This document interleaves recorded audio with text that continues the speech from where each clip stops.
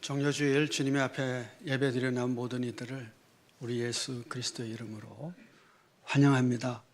그리고 주께서 예배를 통해서 주시는 은총으로 영혼과 육신이 새로워져서 이번 한 주도 또 하나님의 백성답게 세상의 소금으로 빛으로 살아낼 수 있게 되기를 축복합니다.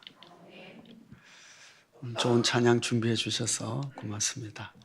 한결같은 헌신으로 하나님의 기쁨이 되는 우리 찬양대 하나님이 축복하시고 기뻐하실 줄 믿습니다. 며칠 전 라디오에서 들은 사연입니다. 어떤 사람이 아침 운동으로 조깅을 하기로 시작을 했답니다. 그래서 이제 아침 운동을 하고 학교 선생님이라서 학교를 갔는데 아니 학생들이 전부 다 깜짝 놀라면서 선생님 달라졌어요 그러더랍니다. 속으로 생각하기에 내가 아침 운동하고 보니까 활기차고 그렇죠? 아주 매력적으로 보이는 모양이다 해서 어떻게 달라졌는데 했더니 피곤해 보여요.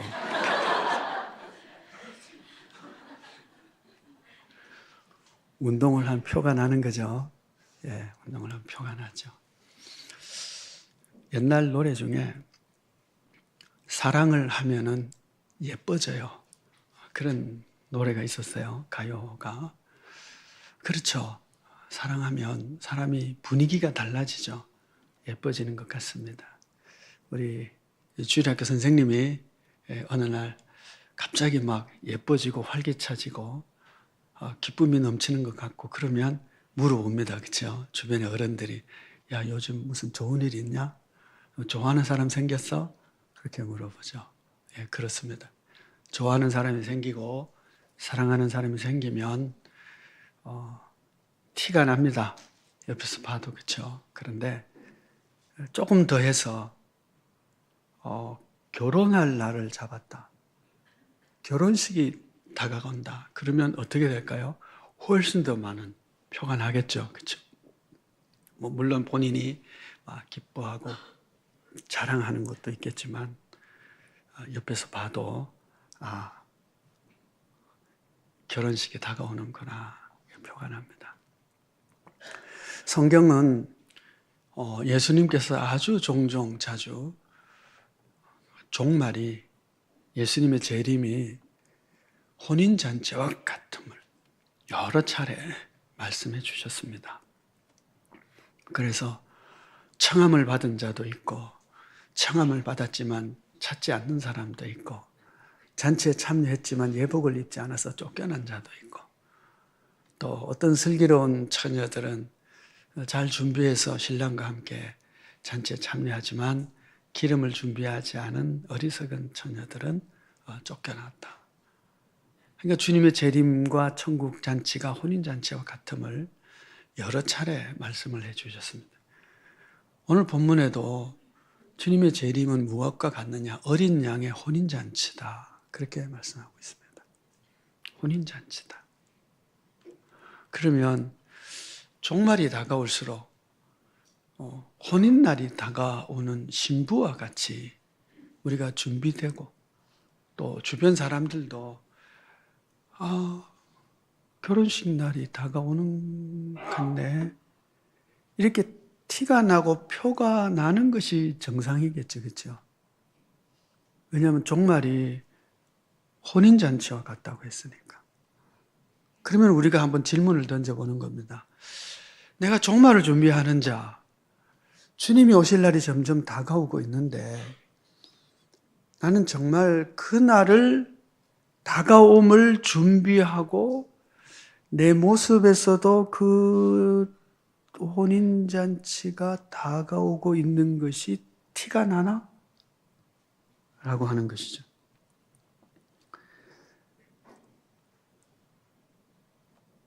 우리가 혼인잔치가 다가올수록 그 신랑 신부가 모습이 달라지는 것처럼 우리도 종말이 다가올수록 그렇게 달라지는 것이 정상이라면 어떻게 달라지는 것이 옳고 또 무엇을 우리가 준비해야 되지?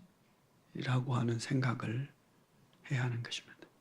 그것이 이제 오늘 본문에서 우리가 찾아야 될 아주 중요한 메시지가 되겠죠. 오늘 본문 말씀은 이렇게 시작이 되고 있습니다. 1절 말씀에 이 일 후에 내가 들으니 하늘에 허다한 무리의 큰 음성 같은 것이 있어 할렐루야 구원과 영광과 능력이 우리 하나님께 있도다. 그럽니다. 할렐루야 하면서 큰 무리의 찬양이 있다. 그럽니다. 6절 말씀을 보셔도 또 내가 들으니 허다한 무리의 음성과도 같고 많은 물소리와도 같고 큰 우레소리와도 같은 소리로 할렐루야 주 우리 하나님 곧 전능하신 이가 통치하시는도다. 이렇게 얘기합니다. 자, 하늘에서요 큰 무리가 크게 찬송을 합니다. 그러니까 하늘의 큰 무리라고 하는 것을 이제 종말론적으로 해석을 우리가 해야 되고 또 이 큰 무리가 교회라고 우리가 해석을 한다면 하나된 교회 안에 우리도 포함이 되어 있습니다. 왜냐하면 이 그리스도의 몸된 하나된 교회라고 할 때 우리 사도신경 고백했는데 공교회를 믿사오며 라고 할 때 이 공교회 Catholic Church라고 합니다. 이 공교회는 그리스도 예수 안에 있어서 믿는 자들의 모임 전체입니다. 그러니까 죽은 자나 산 자나 앞으로 믿을 자나 이 모두가 하나의 교회다. 그러면 하늘의 허다한 무리가 찬양한다는 것은 하나된 교회의 큰 찬양입니다. 교회의 찬양이죠. 크게 외치는 것. 자, 우리가 이제 큰 함성으로 기쁨의 함성이잖아요, 그렇죠? 기쁨의 찬송의 함성을 한다면 분명히 이유가 있을 거예요, 그렇죠? 아니 실없이 실실 웃고 다니면요, 그 사람은 저게 무슨 교회 저 병원에 가야 될 사람이에요. 저 위에 산 위에 그렇잖아, 그죠? 아무 이유도 없이 실실 웃고 다니면 제가 지금 이상하다 그랬잖아요. 크게 웃는 사람은 웃음에 이유가 있는 거예요. 감격하는 사람은 감격에 이유가 있습니다. 교회가 큰 소리로 외치고 우레 같은 소리로 외치면서 찬송을 한다는 것은 찬양에 이유가 있다는 거예요. 여러분, 오늘 성가대가 우리 찬양대가 찬양을 했는데 우리 함께 또 찬양을 하는데 이 찬양의 이유를 가지고 찬양을 해야 돼요. 이유가 잘못되면 이건 성도의 찬양이 아닌 거예요. 마귀가 잘 되는 거 막 찬양하는 마귀 새끼들도 있겠죠. 그런데 기쁨으로 하나님을 찬양하는 그 찬양의 이유가 합당해야 성도의 찬양인 것입니다. 오늘 찬양대가 찬양했는데 찬양의 이유가 합당해야 돼요. 큰 소리로 큰 감격으로 찬양할 때는 큰 게 감격할 만한 큰 소리로 외칠 만한 이유가 있고 내용이 있는 거예요. 그게 뭘까요? 2절 말씀을 보시면 그의 심판은 참되고 의로운지라 음행으로 땅을 더럽게 한 큰 음녀를 심판하사 자기 종들의 피를 그 음녀의 손에 갚으셨도다. 자, 성도들의 큰 감격과 찬양의 이유는 뭐냐면 하나님의 의로우신 심판 때문입니다. 그리고 통치하심 때문이에요. 이건 6절 말씀에 나오죠. 할렐루야 주 우리 하나님 곧 전능하신 이가 통치하시는도다. 하나님의 심판과 하나님의 의로우신 통치 때문에 찬송하고 감사하고 영광을 돌려드리는 것입니다. 그러니 오늘 우리가 찬양을 할 때요, 하나님의 나라에 함께 동행하고 그 허다한 무리의 찬양에 나도 포함되어 있는 찬양의 감격이라면 내 안에 그 이유가 있어야 되는 건 뭐냐 하면 하나님의 심판과 의로우신 통치 때문입니다. 자, 심판이라고 생각을 해봅시다. 하나님이 심판하신 그 심판 때문에 내가 너무 기쁜 거예요. 너무 감사한 거예요. 이전에는 내가 억울했거든. 이런 일이 있다고 합시다. 내가 억울한 일을 당했어요. 상대방이 나를 억울하게 한 그 사람은 돈이 많아.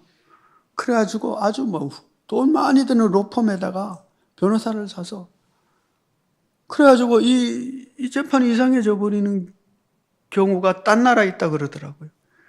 그래가지고 나쁜 사람은 그냥 무죄, 나는 억울하게 그냥 옥살이도 하고 뭐 이런 일들이 겪었다고 했어요. 그런데 세월이 바뀌어버린 거예요. 정권이 바뀌고 아주 의로운 정권이 들어서서 이전의 재판들 다 새로 해라. 돈 가지고 뭐 이렇게 장난친 사람들 다 새로 해라. 그래가지고 큰 로펌을 사가지고 뭐 풀려났던 죄인은 다시 잡혀 들어가고 억울한 자는 풀려나고 억울한 것만큼 또 보상해주고 그렇게 됐다 합시다. 그러면 어떻게 돼요? 억울한 마음이 풀리니까 기쁨입니다. 여러분, 성도의 큰 찬양의 이유 중에 하나는요, 하나님의 재판 때문입니다. 이 세상에서는요, 올바른 재판이 아닐 때가 많아요. 내가 억울할 때도 너무 많아. 다 하소연하지 못할 때도 너무 많아. 누가 알아주지도 않아요. 그런데 하나님의 재판석에서는 모든 증거와 모든 것들이 다 드러나서 하나님이 올바르게 재판합니다. 그러면 죄인은 죄의 벌을 받겠죠. 억울하게 상처받은 이들은 위로받고 힘을 얻게. 할렐루야. 큰 찬양을 한다는 것은 크게 억울했다는 일이겠죠. 그러니까 여러분, 세상 살면서요, 내가 예수 믿는 것 때문에 내가 견디고 참고 예수 믿으면 착해야 되니까 온유하고 겸손하고 그래야 되니까 막 당하고 체질적으로 또 남과 못 싸우는 사람 있잖아요. 그죠? 체질적으로 잘 싸우는 사람도 있어요. 그런데요, 내가 잘못한 게 하나도 없는데 상대방이 큰 소리 치면 내가 잘못했는가? 괜히 위축되면서 이런 사람도 있어요. 나중에 생각하면 너무 억울해. 그런데 여러분, 때가 옵니다. 너무 그렇게 하지 마요. 상처받기도 하고 힘들기도 하지만요, 때가 옵니다. 하나님께서 모든 것을 바르게 심판하실 겁니다. 그러니 뭐가 있어요? 마음에 큰 찬양과 감사는 하나님의 심판이 너무 의로워서 너무 감사합니다. 세상에서요, 내가 착하기 때문에, 내가 의롭기 때문에, 내가 예수 믿는 것 때문에 너무 낙심할 만한 일이 생겨도요, 여러분, 그냥 조금만 참으 있어. 몇 날만 지나면 주님의 심판날이 옵니다. 그때 보자 가는 거예요. 그걸 믿음이라 그럽니다. 그때 보자. 그런데 그런 것이 하나도 없는 삶이다.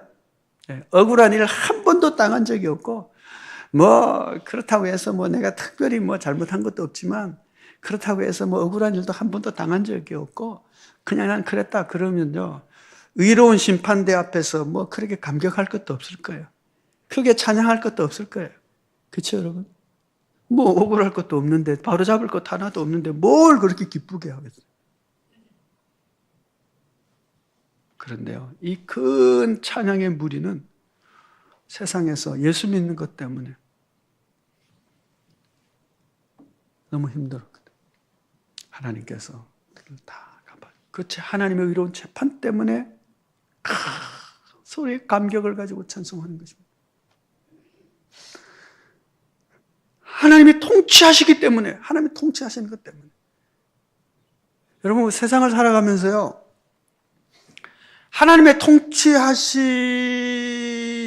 않은 것처럼 보여서 힘들고 어려울 때가 참 많잖아요. 그럼 마귀가 통치하는 것 같아. 뭐 히틀러 시대, 뭐 아니면 북한 땅 있잖아요. 김정은이. 지금 무슨 인간이 아닌 것 같아. 하나님이 통치하는 것이 아니라 무슨 뭐 마귀가 통치하는 것 같은 그런 일들이 있잖아요. 그런데 정권이 바뀌는, 하나님이 그냥 딱 심판하시고 하나님이 통치하시는 날이 왔어요. 그럼 어떨까요? 할렐루야. 일본이 패망했다 그러니까 어떻게 해요? 8.15 해방. 와, 사람들이 감격하고 이제 우리가 자유다. 그런 것처럼 하나님이 완전히 통치하신다. 찬양과 감사가 있는 것입니다. 그날이 오게. 우리 하나님께서 사탄 마귀 권세를 완전히 물리치시고 온 땅에 온전한 통치권을 가지게 되었으니 기쁨과 즐거움으로 찬양을 드린 것입니다. 또 하나 찬양 드리는 이유는 뭐냐 하면 어린 양의 혼인잔치가 다가왔기 때문이다 그 말이에요. 7절 8절 말씀입니다. 우리가 즐거워하고 크게 기뻐하며 그에게 영광을 돌리세 그럽니다. 하늘의 교회가 크게 기뻐하며 영광을 돌리고 즐거워합니다. 왜냐하면 어린 양의 혼인 기약이 이르렀고 그의 아내가 자신을 준비하였으므로 그에게 빛나고 깨끗한 세마포 옷을 입도록 허락하셨으니 이 세마포 옷은 성도들의 옳은 행실이로다 하더라. 크게 찬송하고 기뻐하는 어린 양의 혼인 기약이 다가온 거예요. 혼인 기약이 다가온 이유는 뭐냐 하면 그 아내가 자신을 준비해서 이제는 빛난 세마포 옷을 입도록 허락하셨다는 거예요. 그래서 지금 기뻐하고 즐거워요. 여기서 눈여겨봐야 될 것이 있어요. 뭐냐 하면 7절 말씀인데 이 세마포 옷, 어린 양의 혼인 기약을 통해서 이 신부가 입을 웨딩 드레스죠. 이 세마포 옷을 누가 준비했느냐? 그의 아내가 자신을 준비하였으므로 그럽니다. 그리고 이 웨딩 드레스는 뭐냐? 8절 말씀 하반절에 성도들의 옳은 행실이다. 그렇게 말합니다. 그래서 여러분, 주님의 재림과 종말을 위해서 성도들이 교회가 준비해야 될 것이 있어요. 이게 준비돼야 기약이 오는 거예요. 그것이 신부의 웨딩 드레스, 세마포 옷이다. 본문이 그렇게 말씀합니다. 기독교 역사에서요, 19세기를 위대한 세기라고 그럽니다. 19세기를 위대한 세기라고 하는 이유는 뭐냐 하면 19세기에 많은 교회들이, 특별히 유럽의 교회들이죠. 그러니까 이제 미국 교회들이 세계 복음화를 위해서 막 나가기 시작했어요. 그래서 복음이 막 엄청 열심히 선교사들이 막 떠나고, 그 19세기를 그래서 위대한 선교의 세기라고 해요. 그 결과로 대한민국도 복음을 듣고 교회가 세워지게 된 것입니다. 왜 그렇게 19세기 갑자기 막 나가기 시작했을까요? 그들이 깨달으면서 주님이 빨리 오셔야 된다. 주님 오시려면 뭐 해야 돼요? 땅끝까지 복음을 전해야 되고, 그리스도의 복음을 듣지 않은 이가 아무도 없을 때, 모든 사람이 그리스도 예수의 복음을 들었을 때 주님이 오시겠다고 약속했어요. 그렇기 때문에 그 주님의 재림을 바라보면서 주님 어서 오시옵소서, 어서 오시려면 어떻게 해야 돼요? 땅끝까지 복음을 전해야 되니까 막 복음 전한 거예요. 우리도 가끔 그런 이제 캐치프레이즈 하잖아요. 저 아프리카 오지에 복음을 전해야 주님이 오십니다. 그날이 오기 전에 우리 복음 전합시다. 옳습니다. 그런데 또 하나 준비할 것이 있어요. 교회가 뭘 준비해요? 신부가 자신이 입을 웨딩드레스, 세마포 준비. 그 세마포가 뭐라고요? 옳은 행실이다. 교회가 옳은 행실의 세마포를 준비해야 주님의 종말이 오고 주님의 어린 양의 혼인잔치가 열린다는 거예요. 자신을 위해서 준비했고, 그게 준비되었으므로 그 혼인잔치의 웨딩드레스를 입도록 허락하셨다는 거예요. 그래요, 여러분. 교회가요, 성도가요, 계속 착하지 않은 일을 하고 자신의 세마포를 준비하지 않으면 주님이 오실 날이 자꾸 미뤄지는 거예요.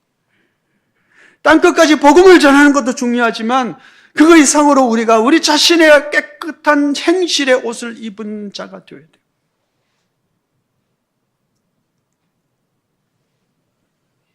착하세요? 착하다는 말 듣습니까? 지난 한 주 동안 착한 일 좀 하셨어요? 착한 일 한 가지 하고 나쁜 일 한 10가지 하고 이러면 안 돼요. 우리 교회가, 김해 교회가, 김해 시민들로부터 저 교회 착한 교회야 라고 착하다는 소문이 나고 그렇게 인정받고 있습니까? 우리의 착한 행실로 우리가 준비되어지고요. 교회의 착한 행실로 교회가 준비되어지고, 그것이 준비되어졌을 때에 신부가 준비되었으므로 어린 양의 혼인 양의 잔치 열리는 것이죠. 가끔 제가 몇 번 소개를 했습니다만 예수 기도라고 하는 러시아 교회의 이제 오래된 기도 전통이죠. 아주 짧은 기도 형식이 있습니다. 주 예수 그리스도 하나님의 아들이시여 이 죄인에게 긍휼을 베풀어 주소서. 여기 전부예요. 이거를 끝없이 기도하는 거죠. 예수 기도 15단계 실천 안내서에서 정경호라고 하는 영성신학 박사가 이런 얘기를 해요. 예수 기도에 대한 얘기인데, 이 짧은 예수 기도는 기독교 헌신의 두 가지 근본 요소인 경모와 가책을 제시한다. 경모는 하나님의 아들 주 예수 그리스도여에 표현되고 있으며, 가책은 뒤에 이어지는 자비를 구하는 기도에서 표현된다라고 하는 발라모의 카리톤이라고 하는 그 책을 인용하면서 설명을 이렇게 하고 있습니다. 예수 기도에 고백하는 문구에는 하나님을 경외하는 마음과 함께 회개하고 정화되어지기를 소망하는 고백이 함께 공존하고 있습니다. 우리는 예수 기도를 통해서 하나님을 바라며 정화의 역사를 통하여 더 깊고 실제적으로 주님께 나아가는 역사를 체험하게 됩니다 라고 말하고 있습니다. 여러분, 이 기도가요 1000년 이상이 이어지는 기도인데, 이 기도를 통해서 우리가 얻을 수 있는 것이 뭐냐면 하나님을 경외하는 마음과 또 하나는 자신을 정화하는, 자신을 깨끗게 하는 결과를 얻게 된다는 것입니다. 여러분, 기도의 결과는요 이렇게 돼야 돼요. 우리가 기도를 아무리 많이 해도, 기도를 새벽에 하고 저녁에 하고 뭐 간구 기도, 중보 기도, 모든 기도, 어떤 기도를 하더라도 그 기도를 통해서 맺어지는 열매는 하나님을 경외하는 자가 점점 되어지고, 또 하나는 자신을 정화해서 점점 자신을 깨끗하게 되는 결과가, 열매가 나타나야 되는 것입니다. 심령이 깨끗한 자가 복이 있는 것입니다. 마음이 깨끗한 자가 하는 행위가 착한 행실이에요. 마음이 도적놈 같은 자가 그 자로도요 연말되면 가끔씩 착한 일 해요. 연말되면 뭐 기부금도 하고 막 그래요. 근데 그 기부금은 착한 마음에서 나온 게 아니기 때문에 위선적이에요. 뭔가 자기를 나타내기 위한 것이지 정말 착한 마음에서 나온 게 아니란 말이에요. 그런데 기도의 결과는 뭐냐? 하나님을 경외하는 것 나타나는 것입니다. 여러분, 이 신앙생활, 영성생활의 결과는 하나님을 경외함으로 나타나고, 또 하나는 자신이 정화되는, 자신을 깨끗하게 하는 것으로 나타나는 것입니다. 자신이 깨끗한 그 마음에서 나타나는 착한 행실로 우리는 그리스도의 신부로서 자신을 준비하는 거예요. 예전에 어떤 분 이제 설교를 듣다가 하도 재밌어서 기억이 있었잖아요. 아니, 자기 어떤 교인이, 목사가 그러더래요. 자기 교인이 열심히 새벽기도 와서 새벽기도 하고 가면서 남의 고추밭에서 고추 따갔더라고. 기도의 결과가 그렇게 나오면 안 되는 거예요. 아니면 그럴 수도 있어요. 처음에는, 그죠. 그런데 그 기도가 점점 발전이 되면 어떻게 돼야 돼요? 마음의 정화로, 마음이 청결한 자로. 그래서 착한 행실. 하나님을 두려워하는 거예요. 하나님을 두려워하는 마음은 무엇을 준비하느냐 하면 하나님의 심판을 준비하는 자가 돼요. 아니, 저기에 신호등, 교통신호등이 과속 카메라가 있는 것을 알면 내가 가다가도 다시 어떻게 봐요? 속도계 다시 보잖아요. 하나님의 심판이 저기 있는 것을 보여지면, 하나님의 무서운 심판이, 두려운 하나님의 심판이 있다는 것을 보여지면 내가 오늘 어떻게 살아요? 나를 조심하면서 살게 된다니까요. 그 하나님의 심판을 바라보면서 그 하나님이 경외하는 것입니다. 착한 행실로 신부의 세마포를 준비합니다. 그래, 여러분, 이번 한 주도 착하게 삽시다. 심령이 착한 자가, 착한 행실에 살아. 그래서 사람들이 얘기할 때, 저 사람 착한 김씨,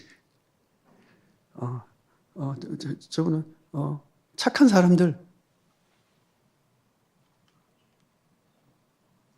그것이 우리가 종말을 준비하는 그리스도의 신부의 모습. 우리 신부잖아요. 결혼식이 다가올수록 신부의 표가 나야 되는데 그 표가 난다는 게 뭐라고요? 이거예요. 세마포 웨딩드레스를 준비하는 모습을 볼 때, 아, 결혼 날이 다가오네.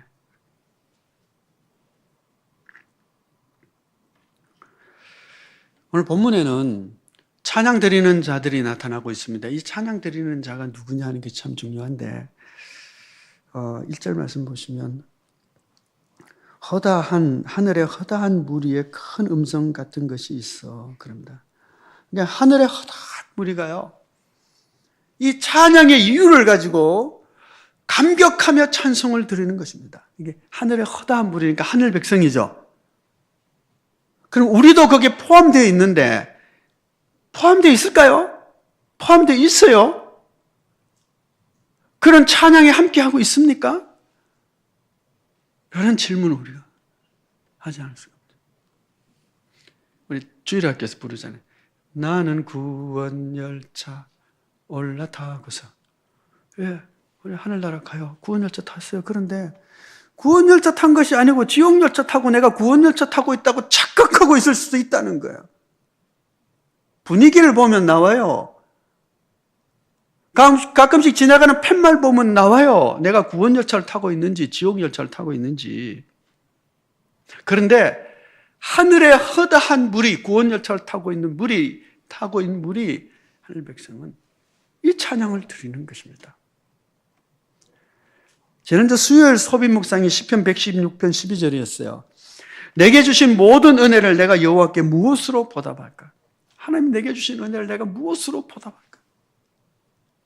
마틴 루터의 글을 제가 묵상의 글로 썼습니다. 우리는 하나님에게 감사드리는 것보다 더 크거나 더 나은 일을 할 수 없고 그것보다 더 고귀한 예배를 드릴 수가 없다. 여러분, 우리가 하나님께 감사하는 것보다요, 하나님께 더 귀하게 드릴 수 있는 것이 없어요. 생각해 보세요.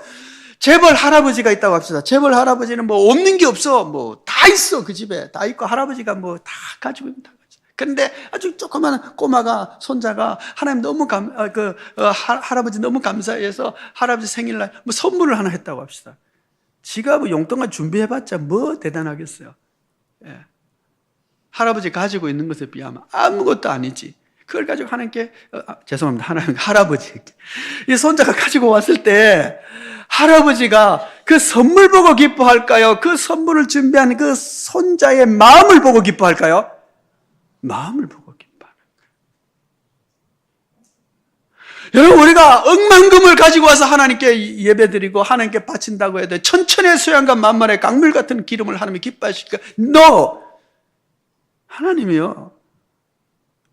우리가 1년 연봉을 하나님께 다 바치고 내가 집 팔아서 하나님께 바치고 하나님 그것을 기뻐하는 것이 아니고요. 우리 마음의 감사를 내가 하나님 더 감사. 그걸 뭐라 그래요? 찬양이라고. 그러니까 하늘의 허다한 사람들이, 허다한 무리들이 큰 음성으로 할렐루야 찬송을 하는 이유는 뭐예요? 내가 무엇으로 보답할까? 내가 찬송으로 밖에는 하나님의 은혜의 감격을 보답할 길이 없어. 그것을 찬송하고 외치는 거예요.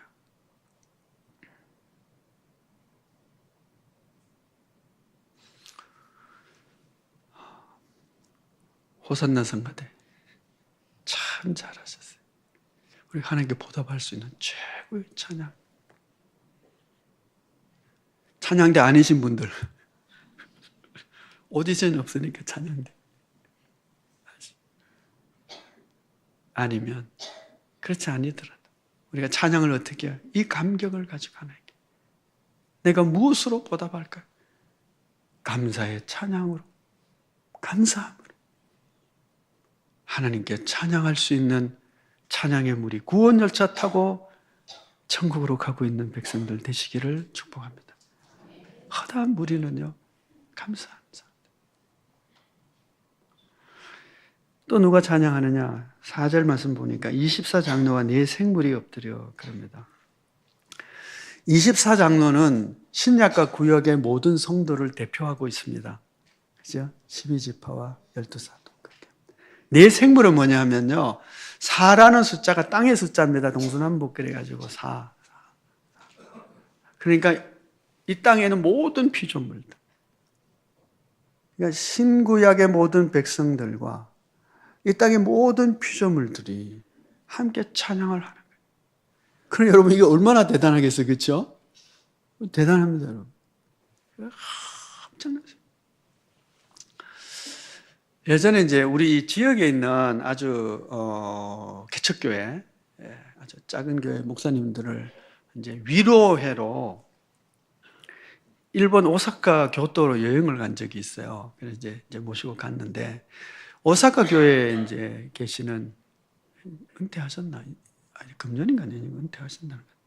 목사님께서 오신다고 이분들을 마침 그때 이대호 선수라고 아세요? 롯데 자이언티스 일본 가서 마침 그때 오사카 한신 타이거즈인가 뭐 어떤 거기에 있었어요. 마지막 경기였어요. 거기가. 그래 왔다고 프로 경기 그걸 티켓을 해가지고 같이 가자고 와, 그 일본 애들 대단하더라고 그 응원이. 그러니까 경기보다 더 재밌어요. 그날 경기 졌는데 경기보다 더 재밌는 것은요 그 분위기예요.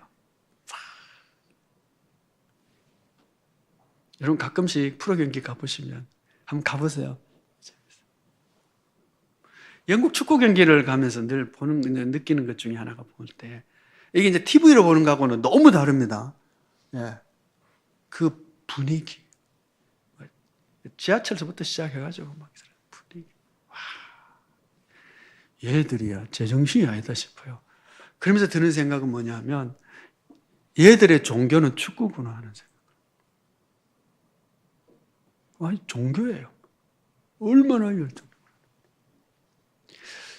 야, 이 찬양이 하나님을 향한 찬양이라면 얼마나 좋을까 하는 생각을 하지 않을 때가 없어요. 그 모습 볼 때마다. 물론 축구도 재밌지만. 하나님이 우리가 이런 찬양을 부르면 얼마나 하나님이 기뻐하실까 하는 생각을 하기도 해요. 그런데 요한이 본 천국의 찬양이 그와 같았어요. 온 우주 만물과 신약과 구약의 모든 백성들이 허다한 소리로 물소리 같은 큰 우레소리로 찬양을 합니다. 그 찬양을 기억하시며 기대하시며 우리의 찬양이 거기에 함께 보태지는 그는 찬양의 사람들이 되기를 소원합니다. 세 번째는 누가 찬양하느냐 하면 9절 말씀 보니까 천사가 내게 말하기를 기록하라. 어린 양의 혼인잔치에 청함을 받은 자들은 복이 있도다. 여기에 청함을 받은 자들이 있어요. 청함을 받은 자들, 혼인잔치에 청함을 받은 자들. 질문. 이거 질문하셔야 돼요. 이게 굉장히 재밌는, 아니 중요한 질문인데, 자, 혼인잔치에, 어린 양의 혼인잔치에 신부도 있어요. 그 다음에 청함 받은 자도 있어요. 그러면 우리는 어디에 있는 거예요? 신부예요? 청함받은 자예요? 신부예요? 그럼 청함받은 자는 뭐예요? 예수님이 청함받은 자도 얘기했잖아요. 여기 지금 청함받은 자 복이 있다. 그럼 청함받은 자는 성도가 아니에요? 그렇죠? 이상한 얘기입니다, 지금 이게. 그래서 이제 보통 해석하는 자들은 둘 다 성도다 이렇게. 둘 다. 근데 조금 구분을 해본다면 이제 신부는 하나된 교회로서, 하나된 교회에서 전체적인 것을 얘기한다면 청함받은 것은 지체로서 개체, 각각이 청함을 받은 자로서 청함을 받았지만 안 온 자도 있잖아요. 왕의 초청을 받았지만 안 왔어요. 왕을 무시한 행위입니다. 청함을 받았지만 예복을 입지 않아서 쫓겨난 자도 있잖아요. 청함을 받았는데 참여한 자는 이 복이 있다. 그런데 쫓겨난 자, 참여하지 않은 자, 준비되지 않아서 못 들어간 자, 이런 자들이 있잖아요. 그리고 여러분, 우리가 청함을 받은 정도가 아니라 이제는 어린 양의 잔치에 참여한 자 되어지기를 축복합니다. 그러기 위해서는 이 혼인잔치에 예수님이 비유한 것은 너희가 준비가 돼 있냐? 하는 거거든요. 슬기로운 처녀처럼 준비되어 있냐? 왕의 초청장을 받았는데 정말 간절히 그 혼인잔치에 참여하기를 너가 기뻐하고 달려가고 있느냐? 준비를 얘기하고 있는 거죠. 자, 오늘 혼인잔치의 얘기였습니다. 그런데 오늘이 종려주일이잖아요. 종려주일 어떤 일이 있었죠? 예수님께서 예루살렘을 들어가시고 어린 나귀 타고 들어가시는데 사람들이 막 환영을 합니다. 호산나, 종려나무 가지를 들고 겉옷을 펴고 막. 그들은 정말 예수님의 오심을 환영하고 찬양했을 것입니다. 그런데 며칠 뒤에 다 도망가 버렸습니다. 그렇다면 그들의 찬양은, 그들의 환호성, 그들의 찬송, 그들의 고백은 진짜였을까요?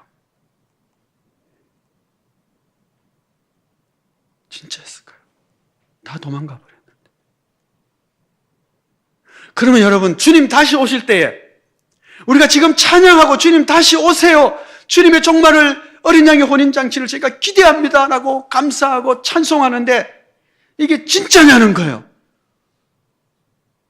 종려주일날 막 주님을 환영했지만 다 도망간 전처럼 실제는 아무런 의미도 없는 찬송을 지금 드리고 있는 것은 아닙니까?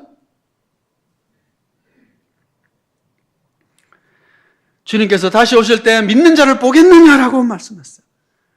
주님이 다시 오실 때 가짜 호산나가 아니라 진짜 참으로 호산나 부르며 천국잔치에 참여할 준비가 되어 있느냐? 라고 하는 질문을 하는 것이죠. 남들이 외치니까 덩달아 호산나 외치고, 가족이 교회 가니까 같이 교회 가고, 그래서 습관적으로 덩달아 교회 다니다가 천국도 덩달아 갈 수 있다고 착각하시면 안 되는 것이죠. 제 친구 목사가 페이스북에 이런 글을 며칠 전에 썼더라고요. 한 번 죽는 것은 정해져 있다. 죽음 후에는 심판이 있다. 심판받을 준비만 하고 살면 된다. 내 삶이 옳았는지는 다음 세대가 판단할 것이다.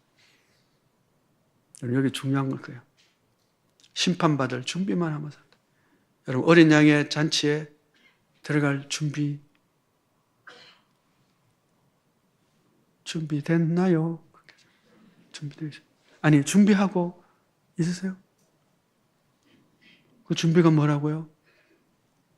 오늘 내가 찬양하고 감사할 뿐만 아니라 착한 행실로